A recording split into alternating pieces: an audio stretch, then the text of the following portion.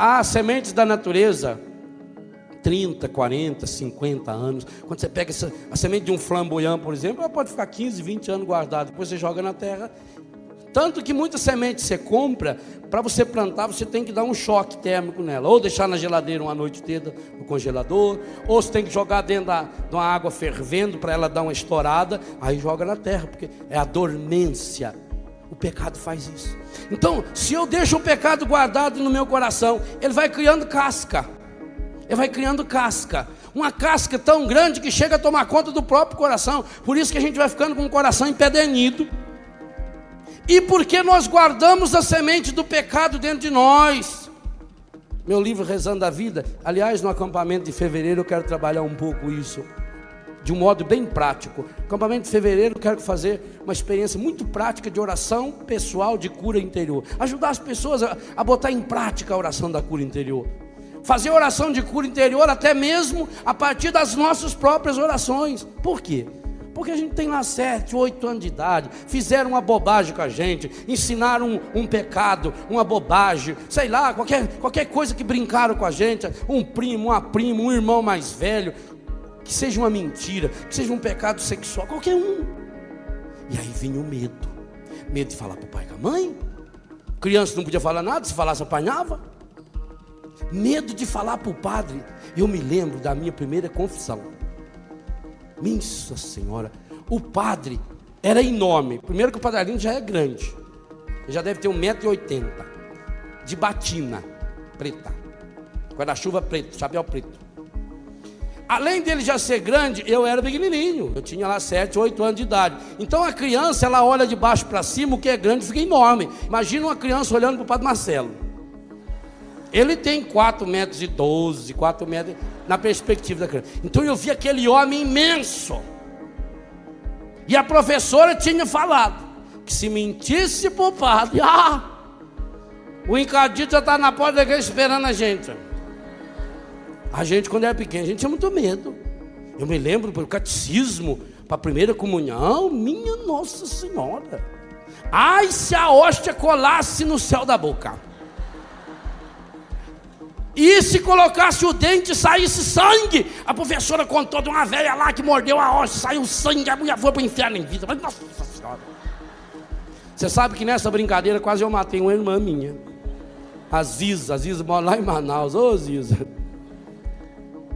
eu era molequinho, uns 4, 5, 6 anos de idade. Fui celebrar a missa, já era de padre. E aí na hora da comunhão, com folha de jabuticaba. E a folha de jabuticaba é dura. Aí quando eu dei a comunhão para a Ziza, ela muito piedosa, engoliu. E aquela folha, ela não podia pôr o dente. Ela acreditou que era hóstia. E ela começou a engasgar com aquilo e foi ficando roxa. Olha, se não é um parente nosso chegar lá e enfiar o dedo na garganta, tirou a hóstia dela lá. Estava verde, mas é porque já era verde. Então a gente tinha medo. Agora você imagina contar para o padre os pecados. Então a gente combinava pecado. A professora falava, você tem que contar para o padre que você desobedeceu a mãe, você falou nome feio, você pensou coisa que não devia. Você não sabia nem se pensar, você ia lá e confessava. Chega lá, o padre tinha uma gradinha assim, você joelhava ali, conta os seus pecados, fala mais alto. Aí você olhava para trás para ver se não tinha ninguém na fila, estava escutando. Aí, desobedeci o pai com a mãe. Mais alto. Desobedeci meu pai com a minha mãe. Meu pai. Falei nome feio. Palavrão. Às vezes eles citam os palavrão todo, né? Pensei coisa errada. Pequei contra a castidade. Não sabia nem quem que era a castidade. Mas pequei, eu falei pro padre. Pequei. Reza o ato da condição, alto ou baixo, tanto faz.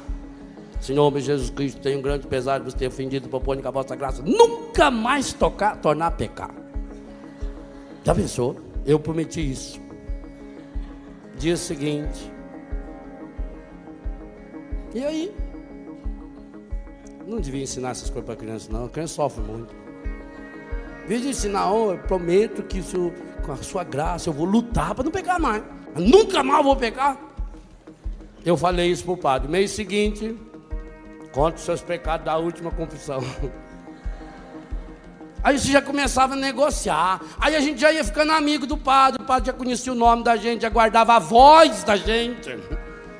Você ia no escuro, no confessionário, mas sabia sua voz. E quando ele chamava a gente pelo nome, nossa!